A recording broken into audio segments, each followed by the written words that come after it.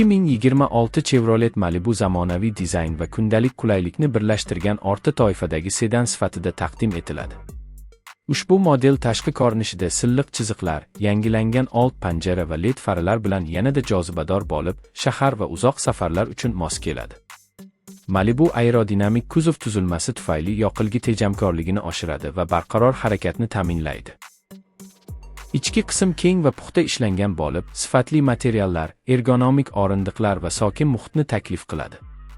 Salon dizayni haydovchi va yo'lovchilarning qulayligini birinchi o'ringa qo'yadi.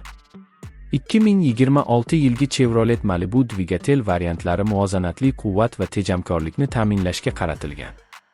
Turbo benzinli dvigatel silliq tezlanish va barqaror boshqaruvni beradi.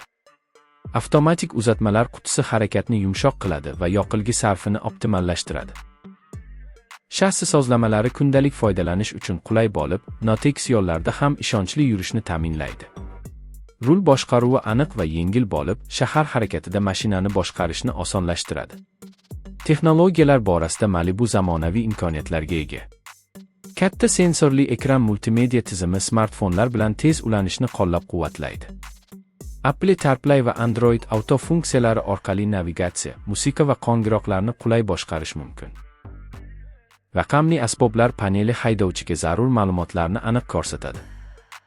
Portlar va simsiz quvvatlash imkoniyati kundalik foydalanishda katta qulaylik yaratadi.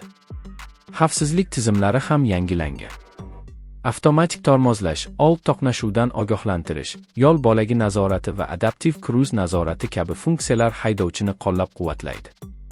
Ushbu tizimlar yo'lda ishonchni oshiradi va xavfsiz safar qilishga yordam beradi.